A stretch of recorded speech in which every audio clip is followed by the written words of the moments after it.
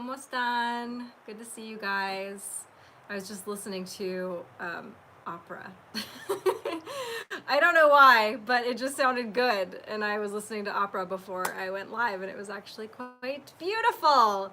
How are you guys this fine evening? It's good to see some all of my friends in the chat. Howdy do da, guys. So again, I don't have we're not going through news tonight. I mean, we can go through news, we can talk about it, but again, well, number one, I have some stuff that I've been dealing with. I've been going through something that I wasn't going to talk about, but I actually decided I am going to talk about it tonight. And then also, I've just been feeling more pulled in the direction of chatting with you guys about just chatting with you guys. I feel like the last several times, because I've been busy or whatever's been going on, that I haven't had, the structured news, whatever. It has actually been, I get more messages from you guys saying how I really needed that. So I also know, aloha, I also know that there are a lot of really great channels out there right now doing the news. Not to mention the fact that, I everything I talk about typically on here when I'm going through the news is the stuff that I'm posting on my Twitter. And so it's almost like just, taking all of that information over here to talk to you guys about it when it's already over there. We can still talk about it, but having that structured, having the links and whatever, it's already on my Twitter. You guys know where to find my Twitter. Most of you are on there by now. And if you're not, like I said, we've got a bunch of other YouTube channels that are talking about all of that information, the timely stuff in the news as it's happening. Red Pill 78, George Sather, Edge of Wonder, Woke Societies, True Reporting, blah, blah, blah. I could keep going on. I mean, in fact, I had been sharing information a lot with Edge of Wonder, so I felt like we were always kind of talking about the same things anyway. So it's not that I'm forevermore not gonna go, like, I might end up going back to the news. Just right now, I'm feeling more called to just kind of do like the second portion of what I typically do, which is just talking to you guys.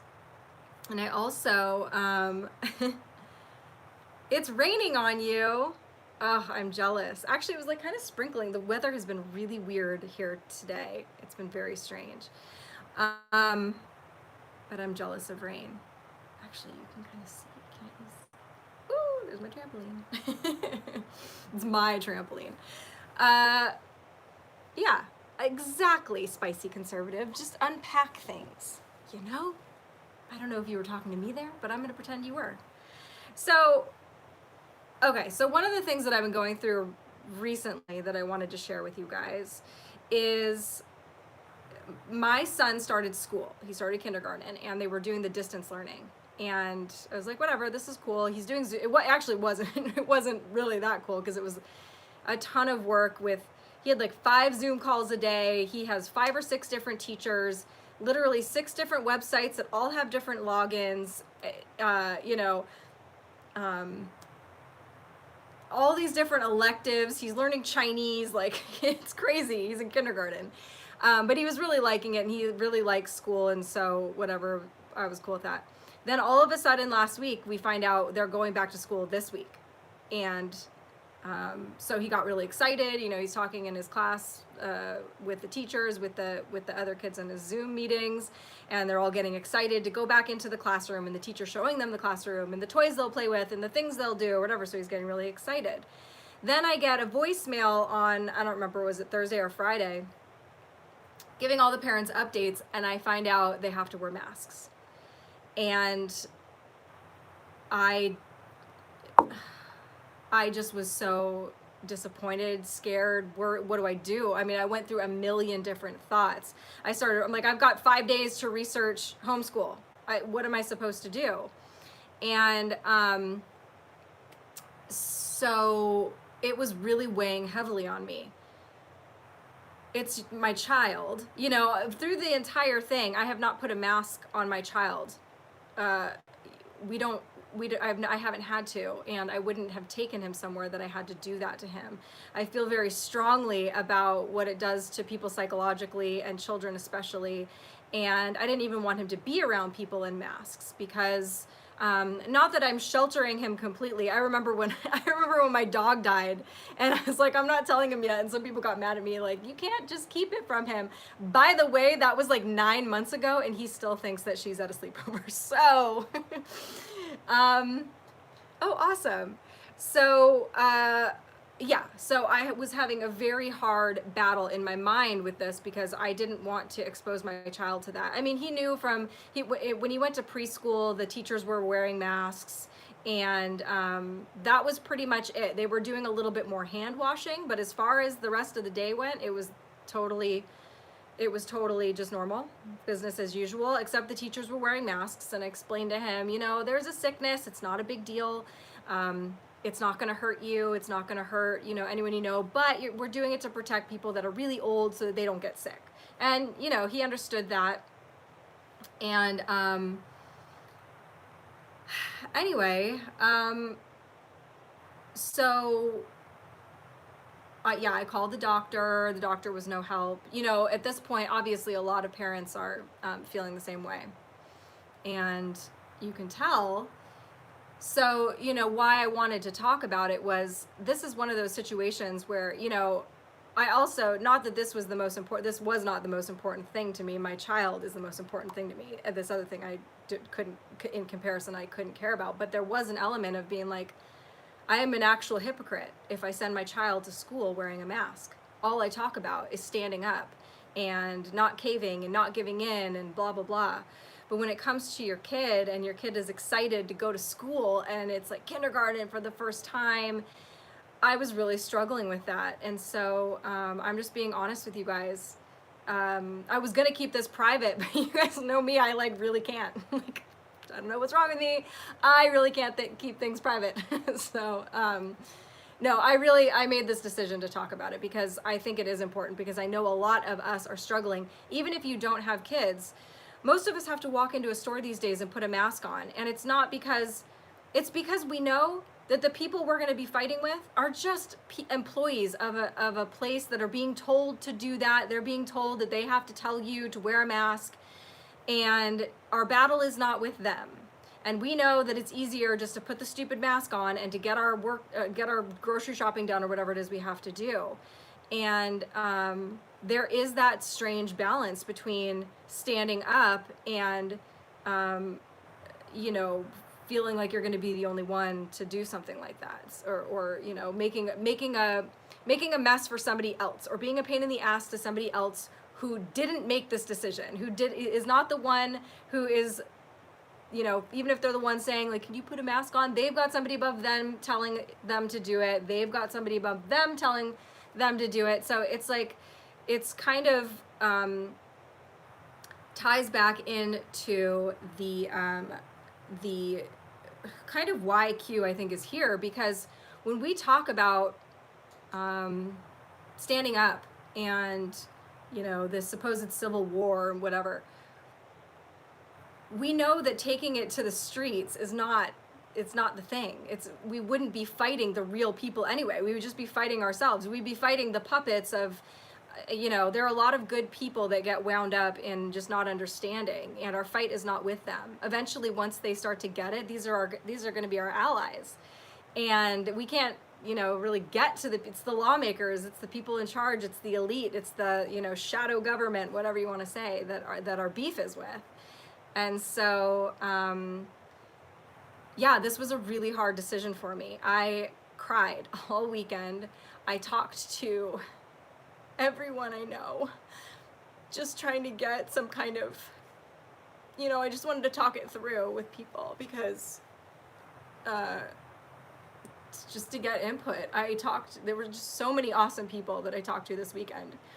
I had a few women who, like, I would call them almost experts at homeschooling, and this is what they do. They homeschool their kids, and they help other parents homeschool their children, and they're very knowledgeable about that whole thing. And I had always had it in my mind, that homeschooling would be something that I wanted to do, just because I see how broken our education system is, and how it's really not setting our children up for anything but just being like these cookie cutter, puppets. And but there's also the element of the getting kids together, having them have that experience that you had when you were younger. I loved school. I loved school, especially when I was young. Elementary school, I wish every kid had the experience that I had when I went to elementary school. And I know that not every kid did. I was talking to a few people, and part of what came up in the conversation was, because I was talking about, like, oh, I don't want his experience to be traumatic. I don't want this to be what he thinks of when he goes to school. Just like going in masks and having to be 6 feet apart and just all the weirdness. And somebody was kind of like, well, I was traumatized by my teacher because they, did this to us or whatever.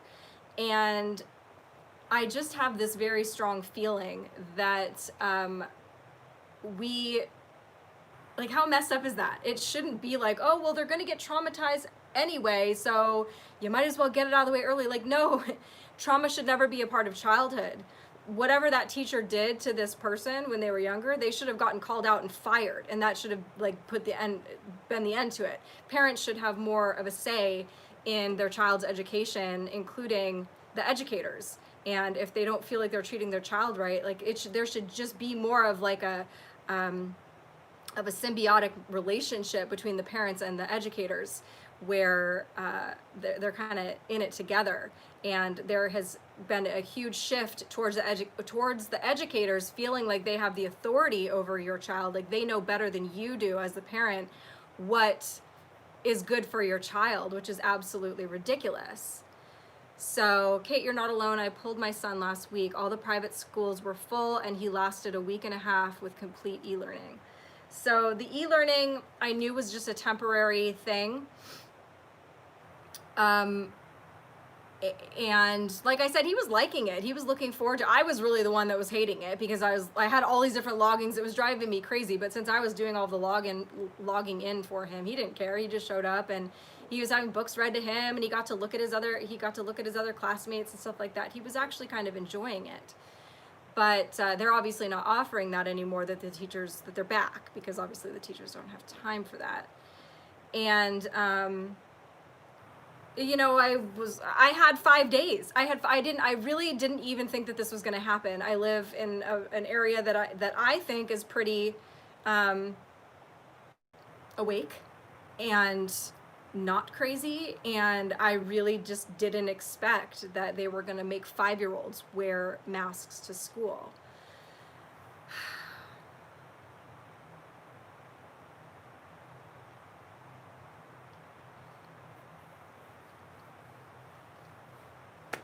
Thank you guys. I'm so sorry. Anyway,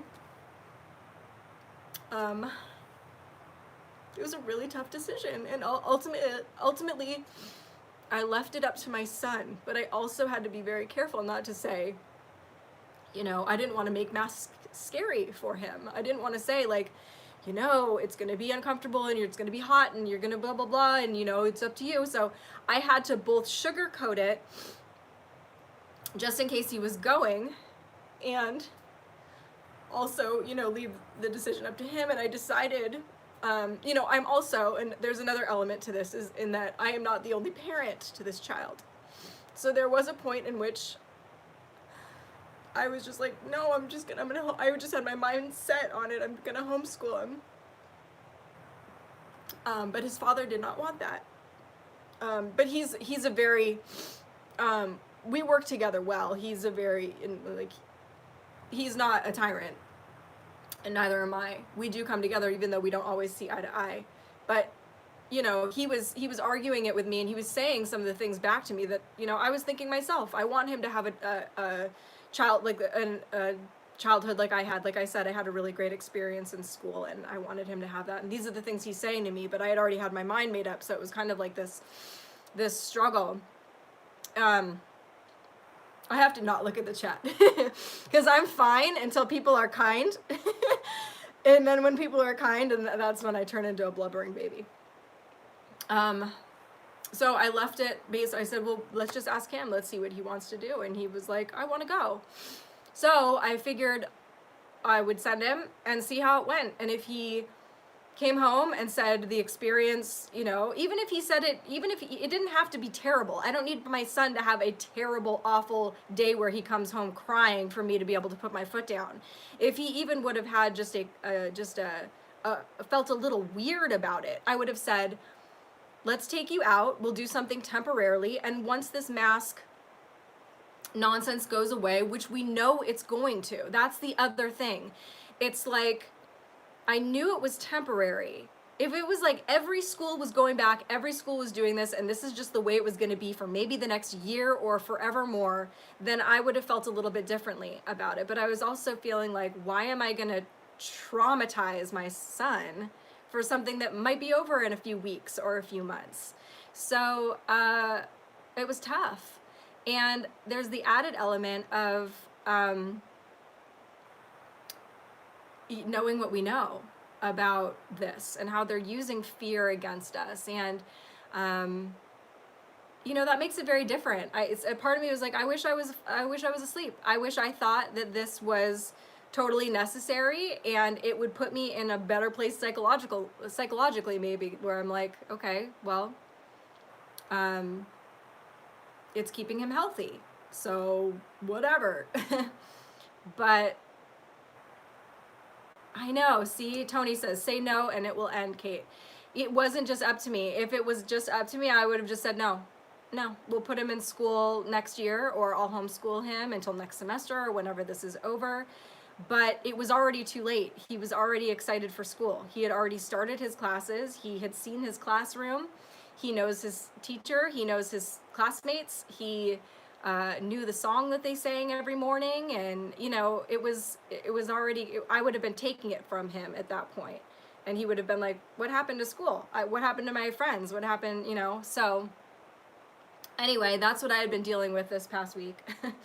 And he went today.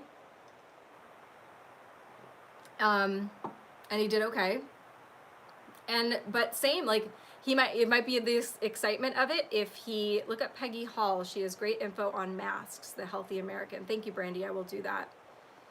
As a grandmother, it was very emotional to see my beautiful grandkids wearing masks. I wanted to cry. That was what happened to me too.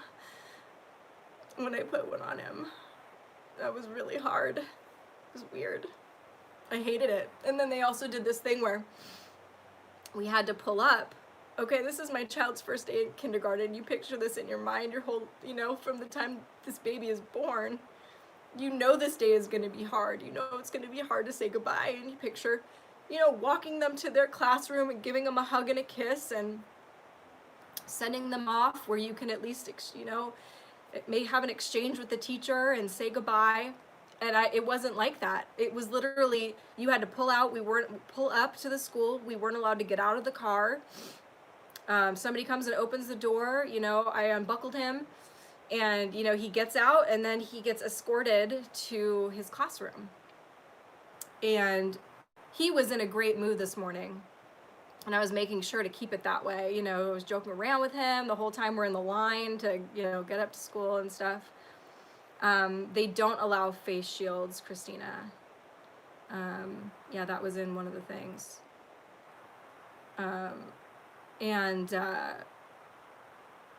Anyway, so he was in a good mood, but as soon as the door opened and like he had to get out with this person he'd never met before, and he's wearing a mask and they're wearing a mask and it's the school he's literally never been to before, and he's getting kind of shoved out of the car and like walked away. It was like, I just, you know, I looked at him and I'm smiling and I'm just trying to like be brave, because I knew like if he senses panic in me, it's going to affect him. But that was kind of a panicky moment. Yeah, no, they're not allowed to do face shields, which I don't even know if I would feel much better about putting him in a face shield. The whole thing is weird. At least with the mask, he can pull it down. In fact, when they were walking him out today, I saw it was like under his nose. I was like, good for you, dude. Like, whatever. And, you know, if I got a phone call from the teacher that was like, he can't keep his mask on, I'd be like, well, we tried. We'll see you next semester. We'll see you next year. Whatever. We'll be homeschooling. Whatever. So I kind of like that he can pull it off. Yeah. Get a break. You know. I guess they were. I don't even know. They were making him wear them outside even while they were playing. And I hate it. I hate every bit of this. And this is everything that I sit here and I talk to you guys about. And then obviously it hits you very personally when it's, well, not only your life, but it's your child. Like nothing will make you angrier than when this stuff affects your child. And this is just him wearing a mask. I mean, it goes so much deeper than this, you guys. Woo! So yeah, that was really hard for me, and I want this to be over, and I want it to be over immediately. And I know that there's a possibility that it's going to continue to get worse before it really gets better.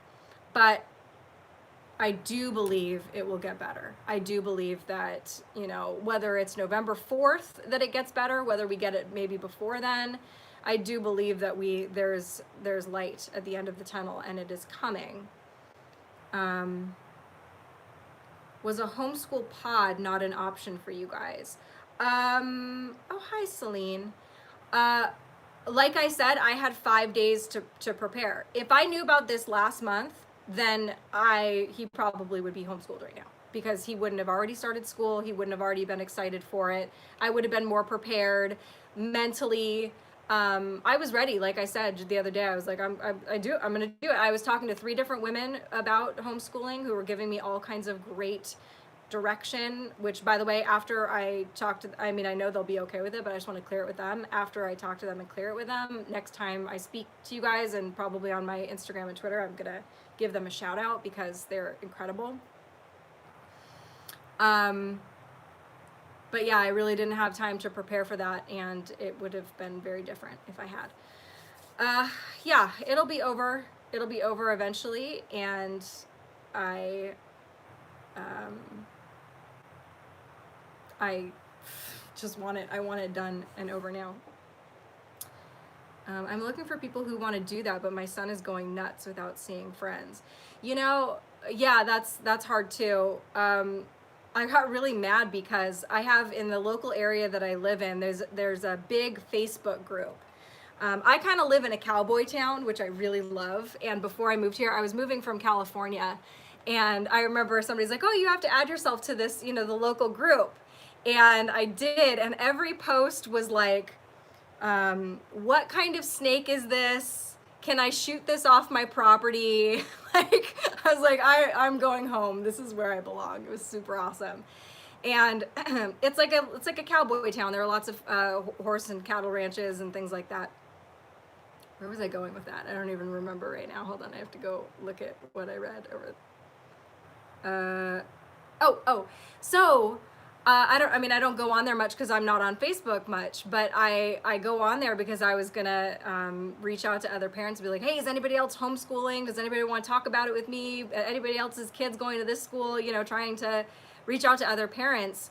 And I see that the pinned post in the group is, we are not allowed to talk about schools, masks, coronavirus, any of it, because you guys are too mean. And they turned off comments to that, because I was about to be like, why is it your job to make sure that people aren't mean to each other? This is literally these are the 3 most important topics in our community, and we can't talk about it because people are being mean. Like, grow up. It was so disappointing. And so I like literally was deprived of connecting with my community over this because people are being fascists, you know? Sometimes I wonder why the hell I left Idaho for Washington State. Washington State is beautiful. Yeah, I know Idaho's kind of doing a lot better they're making better decisions than a lot of places. Sending you strength and prayers. You got this, Kate. Thank you so much. Yeah, Metatron. Enoch. News Blast. Wearing a shirt. The cabal will be defeated. I mean, I really believe that. That's what's keeping me sane. This is sane. This is sane, Kate. I'm just having a bad week, guys. I feel like I say that every third show. Do you guys have the Nextdoor app over yonder, or is that a California thing? Yeah, we do have the Nextdoor app, and I suppose I could do that for that, do it on there, but it wasn't the same. Like, not everybody is on Nextdoor, and not everybody engages that much on Nextdoor. This group is like, everybody's in there all the time. It's actually a really great group, and so it's really disappointing that they just completely shut down any conversation of that because, I don't know, people got heated. Well, that's what happens when there are really important things to talk about. People get heated. So you're living in a world of adult children worried about their feelings. So Blue 813, thank you. How did your son do? He did great. He's like, I loved it. I said, are you excited to go back tomorrow? And he's like, yeah, I am. I'm excited to go back every day. So, you know, it's new. It's new still. It could change. Friday, he could say, you know what? I hate it. And I got yelled at by my teacher because I didn't have my mask on right. And I feel like I can't wear my mask. And at that time, I'll say, cool. I mean, it's also hard because you don't want to teach your kid, like, just because they don't want to do something that they're not going to do it anymore. But at what level do we say,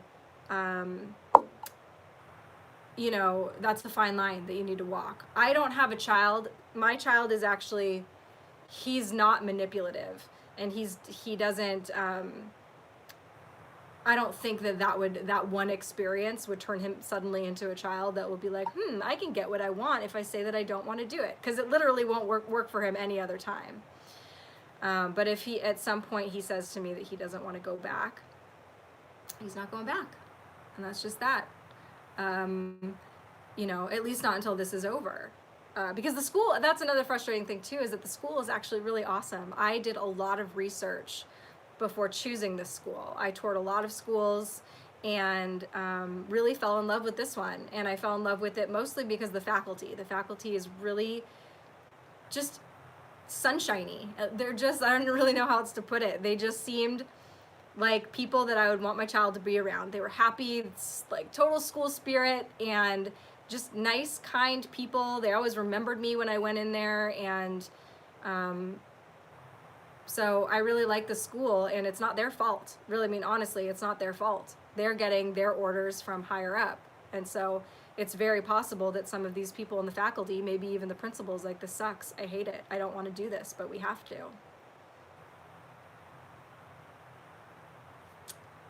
How many kids will come home with a different mask? I traded with someone because this one is cooler looking. Yeah, I wiped a booger on the inside of mine, so I told him that, I mean, seriously. You're dealing with children. They pick their nose, they stick their hands everywhere, and you're gonna put them in. It's also like, whatever, you guys know. There's just so many, there's so much ridiculousness that makes absolutely no sense when it comes to this stuff. I just can't even.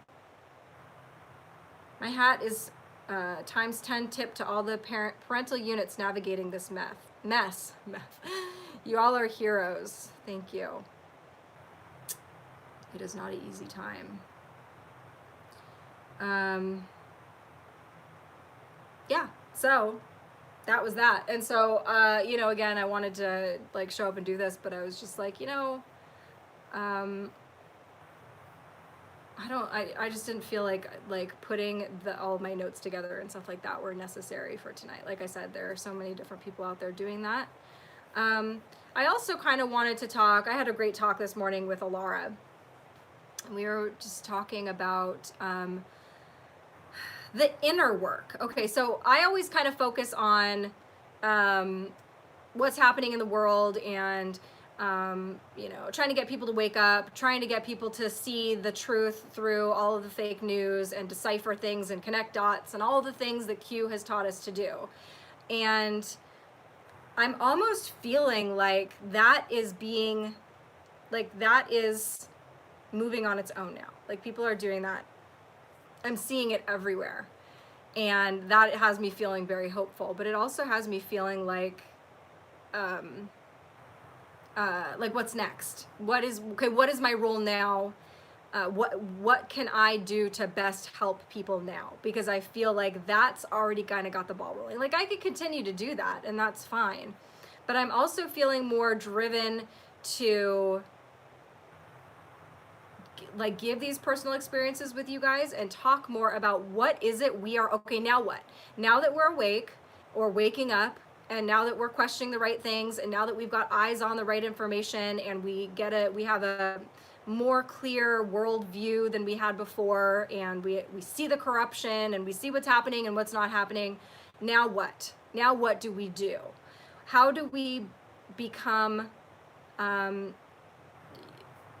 what do we do? And one of the things that keeps coming back to me is that this is a spiritual war, and that we need to be doing the work on ourselves as well. And that's not easy. It has not been easy for me. Everything kind of keeps coming up. But if you're looking at this as, you know, we all have different spiritual backgrounds of like where we come from, what we believe is happening. Are you somebody that believes in like the end of times? Are you somebody that believes in, you know, enlightenment, shifting into 4 or 5D, whatever it is?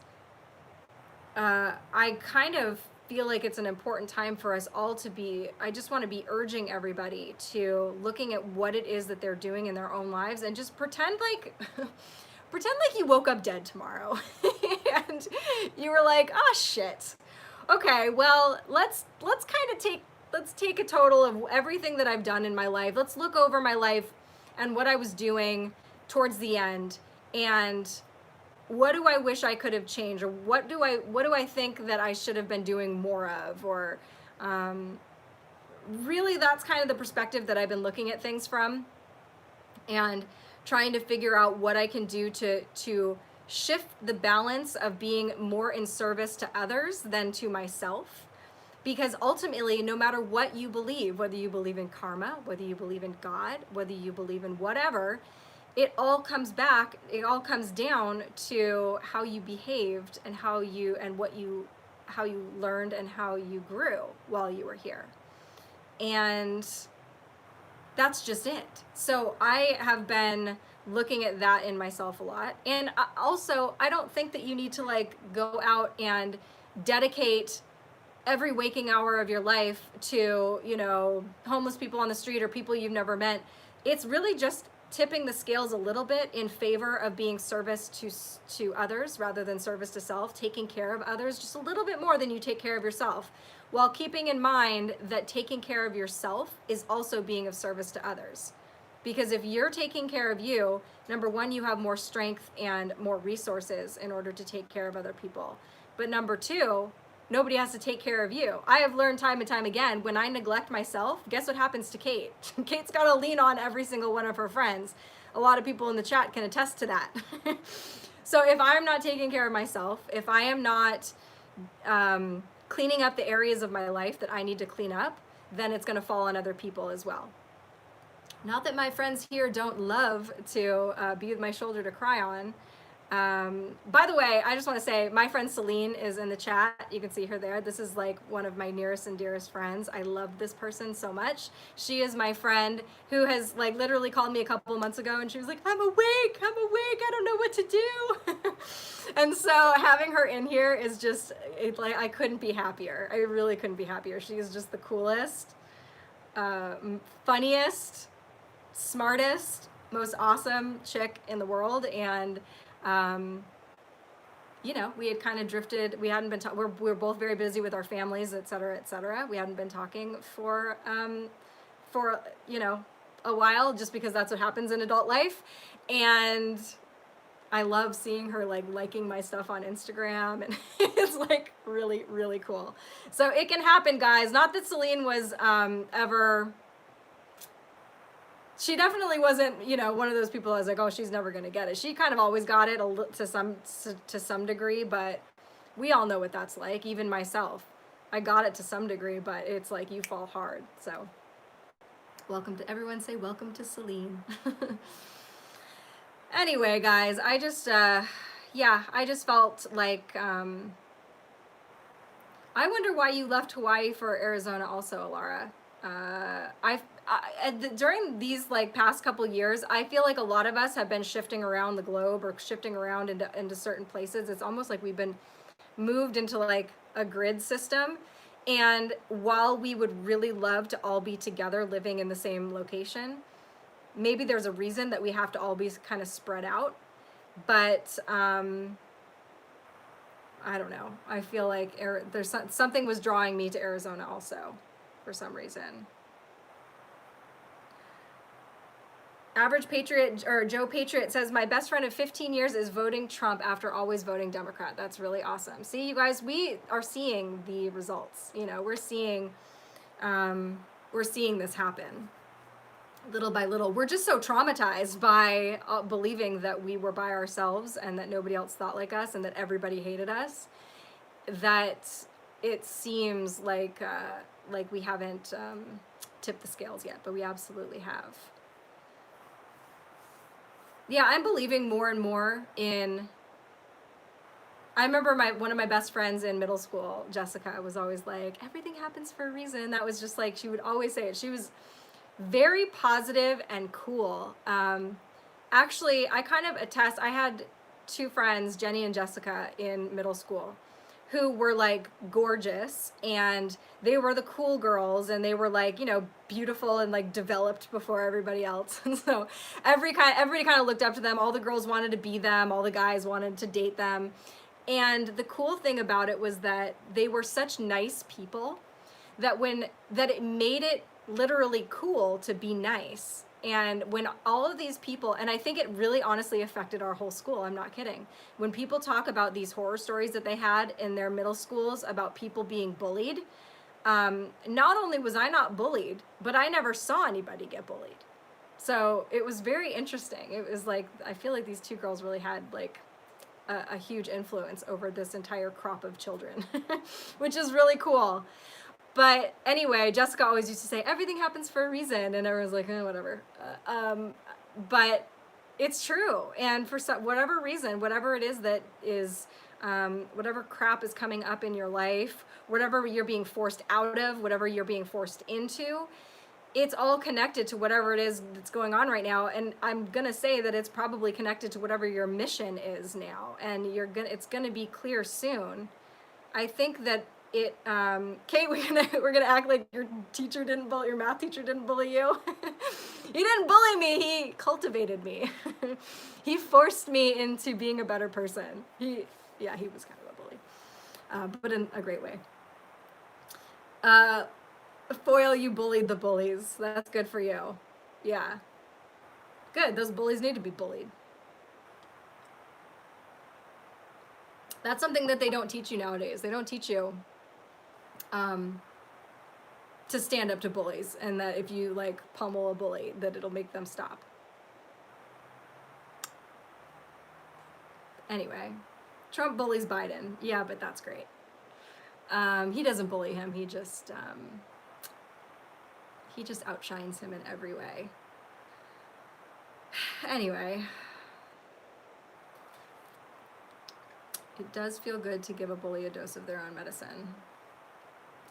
Yeah, I don't really think I had anybody that bullied me, other than my sister, maybe. She used to spit in my ear when I was sleeping. That was kind of terrible. But she made up for it later in life by being super cool. I employ my school bully as a window cleaner. Yeah, actually, oh, thank you, Alara. I will get into that. She could tell I was getting off track. But I just wanted to say, there was actually a kid that I grew up with who was just kind of like a problem child, and everyone was like, oh man, he's gonna grow up and whatever, he's gonna be a serial killer or something, and he's actually super successful and a really sweet guy. So they can pull themselves out of it. So anyway, Alora and I were talking this morning, and I was, we just kind of were talking about how much like meditation is helping us, and doing that work, and living, like, no matter what, if you're living with honor, integrity, and love is the most complicated of those three, because there are different ways to love people and different types of love. But the first two are easy. You know whether what you're doing is honorable, and if you're living with integrity. Those things are very clear, and if they're not clear to you, go ahead and check your gut, and your gut will tell you, that wasn't so honorable of me. That didn't have much integrity. And that's really the best thing that we can do right now. If we're talking about, even the Great Awakening, we're not here to shove things down each other's throats. Like, we're really just trying to be the best that we can be, that will inspire other people to be the best that they can be. And some people are not ready for that. They ain't ready for the honor, integrity, and love situation. And it's very clear. And to not let those people affect you, because there are people that are here to try to affect us and siphon off of your energy and give you that challenge of not being able to live with honor, integrity, and love. And our awakened consciousness amplifies the total awakening of others exponentially, like group meditation almost. Yeah, that's a really great point, Foil. That was Foil, right? Yeah. Great point. You don't realize how powerful you are with your own thoughts and just what you are doing. It doesn't matter if you have no contact with another human being throughout the day. Let's say you're just in your house, you're doing the inner work, you're meditating, or you're praying, and you're whatever you're doing. It's like the butterfly effect. You are putting out this energy into the atmosphere, and you are connecting with other people. Other people are picking up on that, whether or not you're actually talking to them or looking at them or texting with them or whatever. So it's important to just, keep your eye on yourself, and don't get discouraged if know that is enough, that you are doing important work just by working on yourself and keeping your vibration high. Your vibration also has an impact on the entire planet, quite frankly. So my vibration had been really low lately, and I'll dip into that. You guys know that I'm always really honest with you. You guys can usually see me, my hair is like this, and I have like no makeup on. Like, you guys, this has been a really bad week. Life, it goes like this for Kate. It really does. And I tell you guys when that happens, but because I want you guys to know that when I pull myself out of it, I want you guys to know that you can do that too. It's you guys have the power to do that too. I had no contact with others required necessarily. Exactly. In fact, sometimes no contact with others is required to get yourself straight, to get yourself right before you can go back. Meditation is what helped me through my hardest times. I use both prayer and meditation now. I am still learning how to meditate. Christina Love says, yep, your vibration can be felt 27 miles in each direction, and even more so when you're zinging source love. I would like to know more about that, Christina. Christina's actually very knowledgeable when it comes to this stuff. I talked to her just recently and had an awesome conversation with her. But I love to learn about stuff like that. There are some of these things that I'm like, I know kind of in my heart, and I know I can feel that it's right, but I don't know really how to put it to words, because like I haven't read a lot of books about this or whatever. But I am finding, same thing for me, the meditation is really helping me. Getting into the position to meditate is excruciating, quite frankly. I don't know if that happens for everybody, but like, it hurts my back, it hurts my neck, it hurts my knees, it hurts my hips. And I have to really push myself through it. And I've been kind of going back and forth between like doing the lotus meditation where I'm like super regimented, whatever, like this is exactly how I do it. And then just doing like a relaxed meditation where I'm more clearing my mind. But it's helped me. Vibration and frequency. I stay baffled that some do not wish to know anything other than to wake up and to follow their day, just to go to sleep and start it over and over and over. Yeah, that was me for a really long time. Walking meditations are great as well. I can do that now in my yard. Yeah, I kind of feel like that is something that I've always done. I was never like a sit and stay meditator, but I kind of feel like I meditate a lot. Anyway, I take a lot of baths. Anytime you get out into nature, that's kind of a form of meditation. Even like doing the dishes, I feel like I'm meditating. I'm always kind of in my head that way. and kind of zoning out. So Tyler says, keeping yourself grounded is important to stay balanced also. So yeah, Tyler made me go out and stand in my awful grass the other day. He's like, go stand in the grass and get grounded. And I don't know what's up with my grass, but it is literally the worst grass on planet Earth. It's just twigs. It's twigs. It feels terrible. It looks terrible. I don't know why it's hell grass. It's grass from hell. I need new grass. There's nothing soft and like cool about it.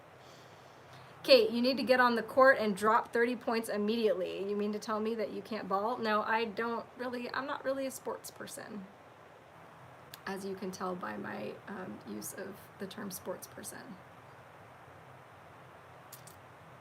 Yeah, it's the water. Yeah, I love water. I love being in water. I always am in my pool or in my bath or my shower. Hello from Eastern US. Love the idea that meditation should be as often as possible during the day, during normal daily activities. Yep. Elise, believe it or not, I do have grass in Arizona. I have about 4 square feet of it. Have you ever been doing something and you're so in tune that you see someone in the corner of your eye and then they disappear? I have that happen to me often. So are you saying it's a real person and they were there and then you just like zone out and they left the room? Or are you saying that you're actually seeing things when you kind of zone out? Because it could be a shadow person that you're seeing. That's actually pretty interesting. And yes, I have that happen quite often. Hi, Becky Lou. Love you too, Steven. You have exceptional grass. Oh, but it always gets smoked. Gotcha. I thought you were just bragging. I didn't realize you were like really bragging. Shadow people. Yeah, so how do I explain shadow people? I don't really know, but I've seen them before. I saw them as a child and I see them now sometimes. It's hard to explain other than it is almost just like rather than seeing a shadow on a wall, you're seeing it in 3D. And yeah, it's just like you'll see a person like walking. I don't know. What do you want? What do you guys? Somebody else is going to be able to explain that better than I can. It's not like a ghost. Maybe it is. Maybe that's what people think about when they're talking about ghosts. But I don't know if it's a ghost. I constantly see people, things out of the corner of my eye, especially when I'm just sitting and watching TV. Yeah, lately for me, it's been a lot of bright little orbs, bright little lights, just zip, zip, zip. And they're definitely not bugs. They're just little bright lights that I keep seeing. Interdimensional. Thank you, Lucid Living. Yeah, that's probably a better way to put it. It's almost like the veil is thinning between whatever dimension we're in and whatever dimension they're in, and you can kind of like get the gist of them rather than seeing them fully physically. And I think I've told you guys my experiences before. I saw an actual sumo wrestler walk across my bedroom one time. I've seen a cherub. I've seen a man in a business suit that was like walking down a hallway, put his briefcase down and took his hat off. That was when I was a kid. And yeah, I don't know. I don't know what they are, but it's interesting. Just seeing movement out of the corner of your eye too. Yeah, sometimes, it can be like that. It's just like seeing something out of the corner of your eye. But I have had pretty strong glimpses of things where I know what I saw. I mean, obviously, you see something move over here, you're not like, sumo wrestler. At least I don't. But it was very clear to me what I saw. There are always shadow people in my house. I see them. My kids do too. Another thing I'm learning a lot about are ways to protect yourself from the negative energies. And you guys can look into that and find, there are so many different things you can look up online, like energy protection and things like that. There are lots of people that talk about that stuff. I am no expert by any means. I barely know about this stuff. I am just learning myself through talking to friends and things like that, and they give me different ideas for things to do. But one of the things that I just found out that was kind of interesting somebody was like, don't tell anybody what you're doing to protect yourself. Like, don't tell them that you're, you know, whatever, doing this, that, or the other thing, because you don't know who's listening or who you're talking to. It like where that negative energy is actually coming from. Sometimes negative energy can come to you through good people with good intentions. They just have something attached to them that is gonna like, that is the way that I had it explained to me. It's almost like when your vibration gets low, it will, it's almost like turning on a light, and the negative entities are like a moth, so they will be attracted to you. But anyway, you don't want to tell people what you are doing to protect yourself, because it's almost like just putting a lock on your door and then giving everybody the key. So when you do those, take those kind of protective measures, just keep those to yourself.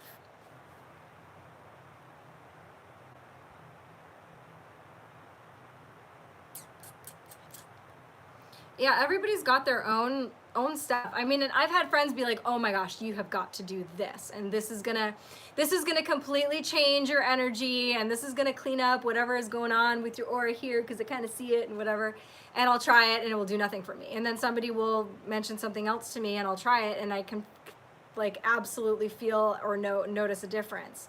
So as long as you're doing these things with like the best intentions, and you're also not like getting into weird stuff, like anything, because even some of those whatever, you don't want to go like messing around with stuff that you don't really know what you're doing. I remember, like I've told you guys before, when all my friends were really into doing witchcraft and like looking into like casting spells and things like that. We had no idea what we were doing. And there might be something real to that. Who knows? We might have been like messing with a dimension that we didn't even know of. People are like, what is going on? Why is everything flying around?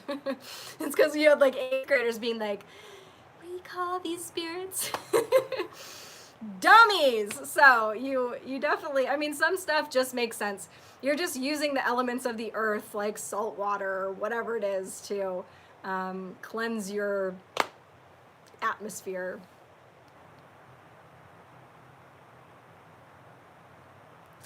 Yeah, like claiming you're some kind of god. I don't know if that was in response to what I just said, but yeah, I mean, they're just tools. It's just like medicines or anything else. Once you learn how to use certain herbs or whatever to, you know, clear up a rash, that's not magic. That's not witchcraft. You just know how to use this particular thing that came from the earth for this particular situation. And so really I look at the physical stuff as not being much different than the spiritual stuff. It's all tied into, you know, it's all tied in together.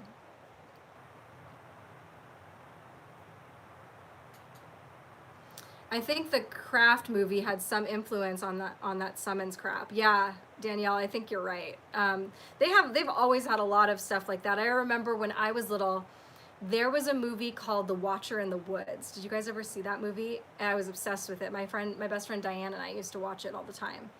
And it was about these kids who go out into a forest, and they do this like kind of seance ceremony where they're all holding hands, and they've got one like little girl lying in the middle.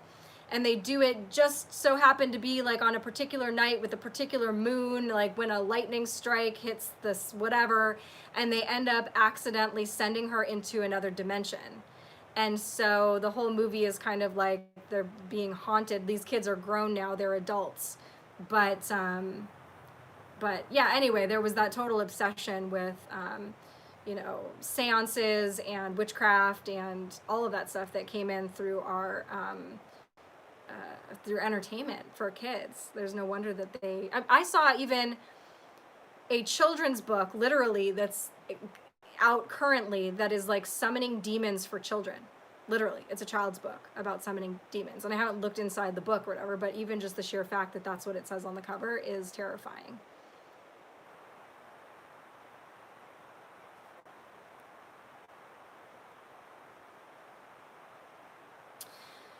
The one I like to do is take a small breath in and think of all the negative things bothering me. Hold it in and think of one happy thought and exhale. Exhale. Brad, thank you. Yeah, that's a really good one. I actually would have people do that in hypnosis. Picturing breathing in white light, and all of, you know, whether you're thinking a confusion or frustration or jealousy or anger, whatever these bad feelings are, literally picturing them in your mind as like a murky dark smoke, like they're manifesting into a murky dark smoke.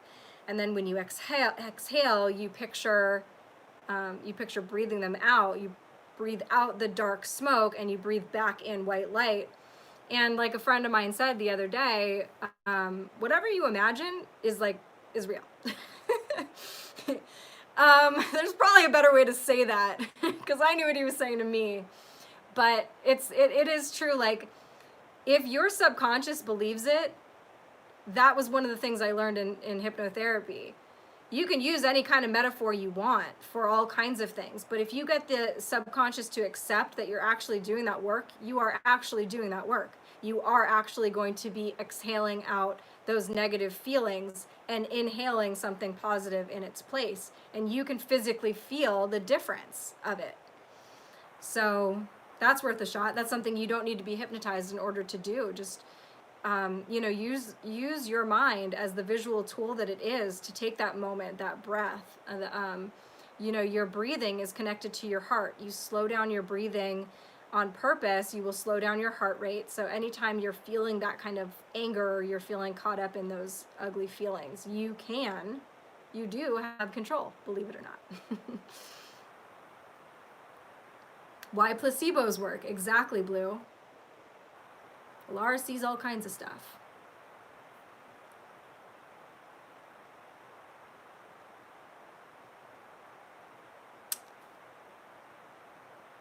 Your actions play the biggest role in your inner peace. I would agree with that. And yeah, okay, look around at the state of our world right now. We are all very frustrated. We're all very scared with what's to come. Keeping in mind that we can't really, there are things that we can do to influence our external world, like we were talking about, but really ultimately what it comes down to, your circumstances should not rule whatever is going on inside of you.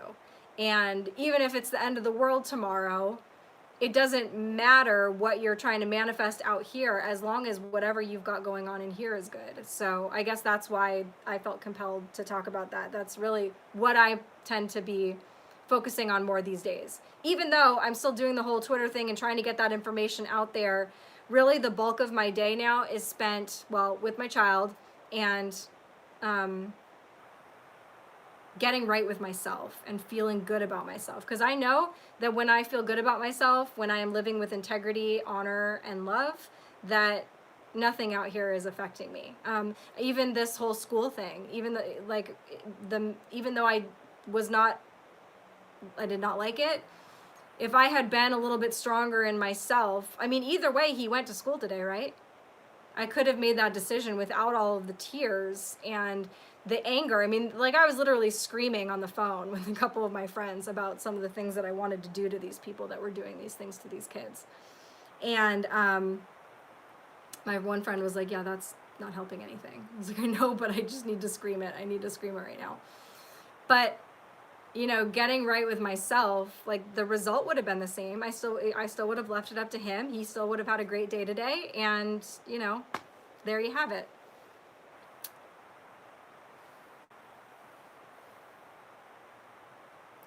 I remember Bashar saying circumstances don't matter, only your state of being matters. Yeah, that's what they say in Buddhism all the time. It's about changing you're supposed to be unshakably happy. Well, what's unshakably happy? It means that nothing outside of you can rattle you. You're supposed to be so solid in the work that you do by living with integrity that, even if your enemy is screaming in your face and threatening you, you feel solid. And anything can happen. Bad things happen to good people all the time. We know that anything can happen to you at any time.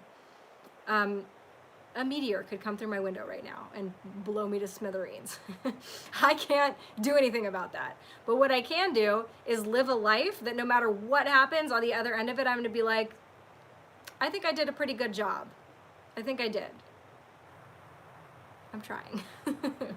So right now, that is what I am working on.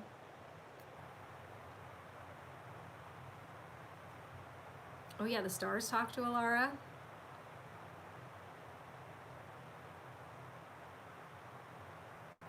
Yep.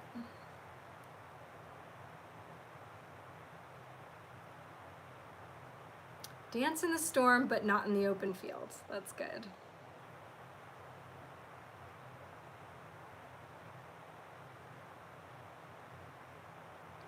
I like you guys too, a lot. And I'm really grateful to have you to talk to.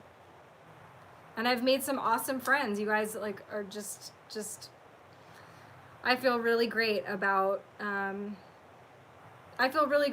humanity, even though even paying attention to the news and seeing all of the ugliness that happens. I know that that is a minute percentage and that most of it isn't real. And most of humanity is this. So I want to thank you guys for, first of all, always being so supportive, not only of me, but of each other. And I feel like, you know, this is a group sport. I love seeing all of the teamwork. I love seeing certain people shine in different areas. Some of you are really great at giving advice on spirituality, and some are really great at like pointing out, you know, certain things that I miss. And everybody is, I feel like it's all coming together very beautifully, more and more every day. And so I just really love you guys, and I'm grateful for what's happening, even though there's a lot of ugliness. I really believe that things are going to start getting better. I know they are. And we're going to be really, we're going to laugh about these times. Anyway, you guys, tomorrow night is another Pink Patriot podcast with Alara. Tomorrow night we are interviewing Niara Isley. She has a really incredible story. She was in, I believe it was the U.S. Air Force, right, in the early 90s. And then she had a period of missing time that she went and did hypnosis and found, you know, secrets. Like, this is a secret space program story, I believe. So that's going to be really exciting. Tomorrow night at 6 p.m. Pacific, 9 p.m. Eastern. Be here then. And yeah, so those are going to be Wednesday nights on this channel. And P3, Triple Trippy. Yeah, so I'm excited for that tomorrow night, and then of course I'll be back next Tuesday with who knows what we're gonna get next Tuesday with Kate. But I love you guys, and I hope you have a really good night, and I'll see you tomorrow.